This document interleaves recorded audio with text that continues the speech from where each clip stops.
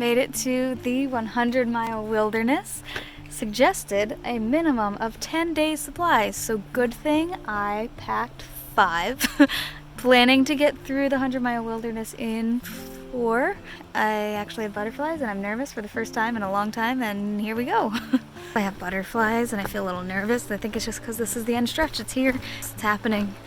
Everybody that we have met at the parking lot and on our way in, they realize we're thru hikers. A lot of people are excited for us and clapping for us, and it's really weird, but we're in the home stretch.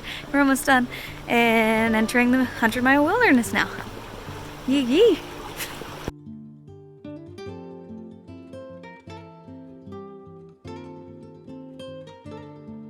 Something I love about Maine is that the trail in Maine is sometimes so untrail-like, it doesn't actually look like a trail, that they have to put these little signs that say, hey, this is the trail, AT, turns that way. Because if you just keep going, it looks no different. It doesn't look like it stops being a trail because it didn't kind of look like a trail in the first place, so they just always put these little signs.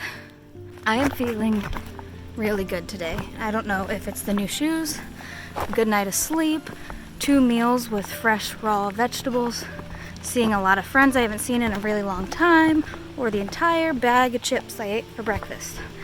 But I am just feeling really good. I am almost 100 miles from Katahdin. I think I just got a little bit jazzed about that, and I'm just having a really, really good day. Okay, so fun stuff. Just went to the bathroom, just used it, and this guy, he was here the whole time, and I did not know. Ah! So we keep getting stuck in weird situations. Is that the moon glowing on a lake? No. It's easy. Doing a water crossing in the dark.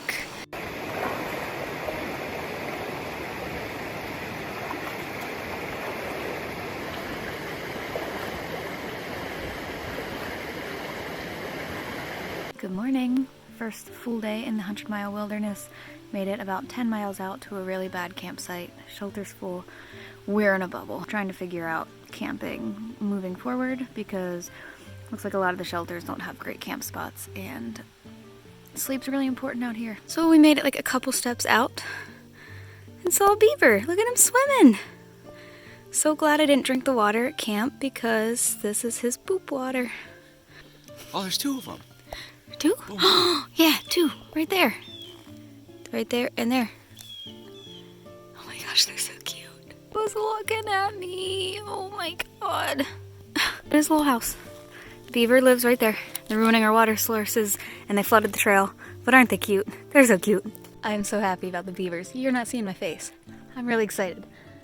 I've seen beavers before, but I like them. They're so cute. Thank you, Thimble, for the heads up. Apparently, there are hornets over there. And there they are.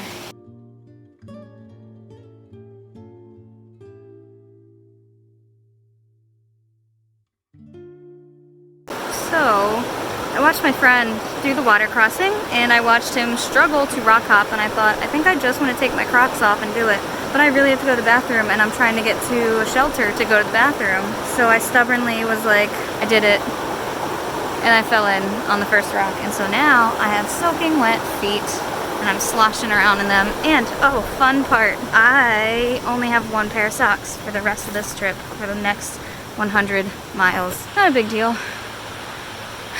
Just would be nice to have dry feet. It is not often that you see a Sobo mile marker. Today, seeing the Sobo 100, which means we only have 100 left. So when I said I have wet socks for 100 miles, now I really mean it. For 100 more miles, but 100 miles from Katahdin. Ah!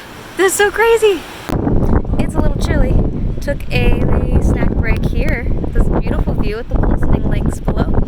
And tried to dry out my socks after my misfortune earlier. Didn't go great, but I think they're a little bit drier. And as I was putting my socks back on, something felt a little off in the heel, and I realized that one of my Fritos fell into my sock somehow, but I am an avid leave no trace hiker, so I ate the Frito. The wet, soggy sock Frito. Didn't filter the water in my socks, so like, I think Giardia takes 10 days to come in. And going up there. The This is a pitcher plant, and it is a carnivorous plant. There's some little ants floating in the liquid in there, and it eats bugs.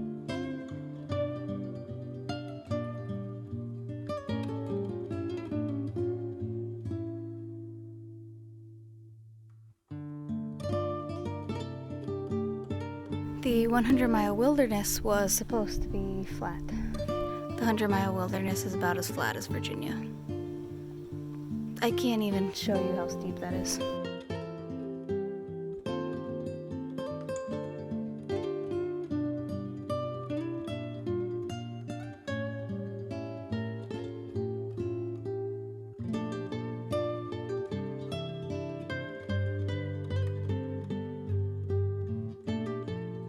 You cannot see me, but you can see a really bright thing in the distance, and that is the moon, and it's really cool. That's all. You see him? He's that little thing right there.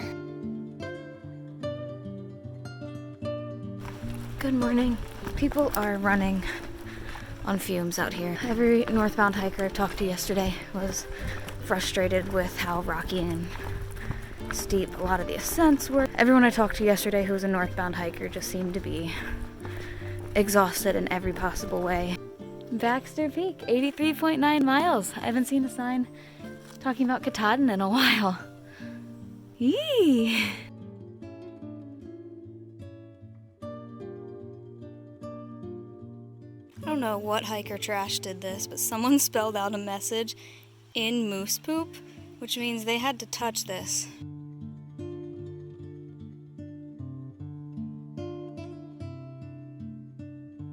Just so pretty. Absolutely still, absolutely silent. Made it to the top of White Cap!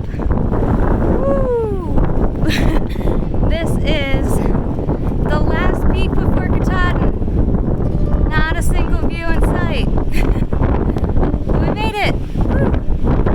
I don't like this. This is not my favorite thing. My pack cover's blown off. For those who were worried, I survived White Cap. That was just terrifying, but I'm alive. I made it down.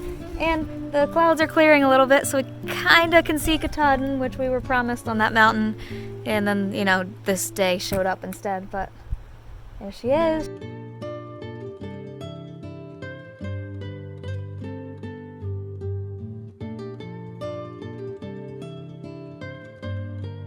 The day kind of turned around. It was really misty and windy and rainy. Had some inclines. The trail's pretty nice. The weather's pretty nice. The clouds cleared. The sun's coming out. I wonder if people up there are getting a view of Katahdin. I did not. But that's okay. I'll see it soon enough because I want to summit it. Yee! Come on, bud. Dunny. You can go. Oh my God.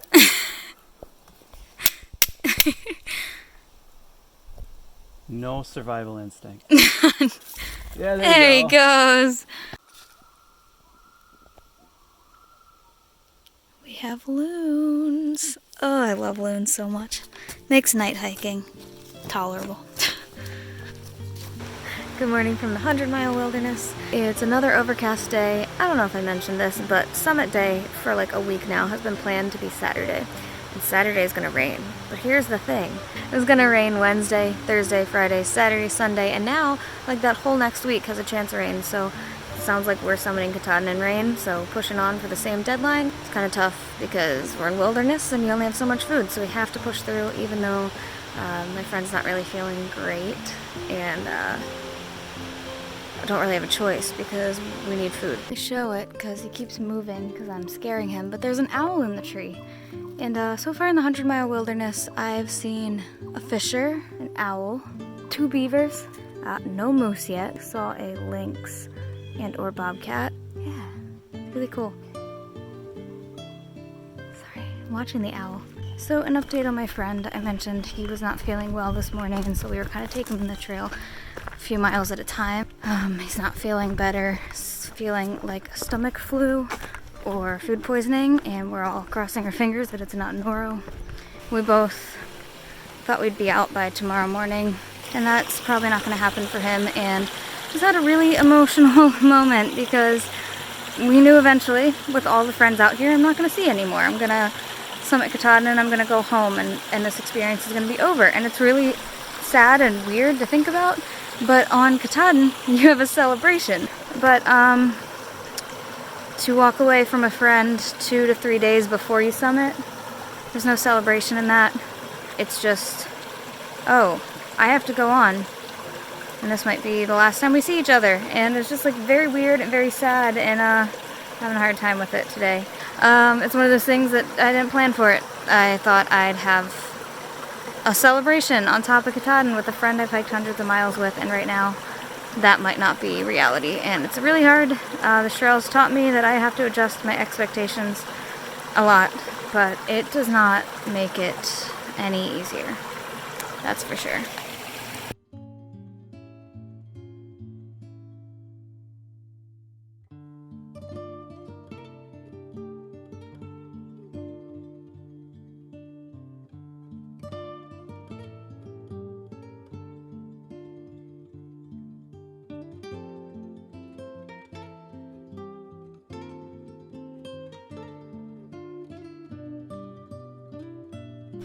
Tears again. Just got what is supposed to be a really close-up view of Katahdin. Unfortunately, the top of the mountain was covered in clouds, so it didn't actually really see the mountain. And to make things worse, my friend caught up with me, and when it took about an hour for him to show up, and he is always faster than me, I knew that we were not gonna summit together. I knew he was pretty sick, and his parents are gonna come pick him up at the next logging road. And we accepted that I'm gonna go on, he was gonna stay back. That was one of the hardest things I've had to do. So, I'm gonna hike on.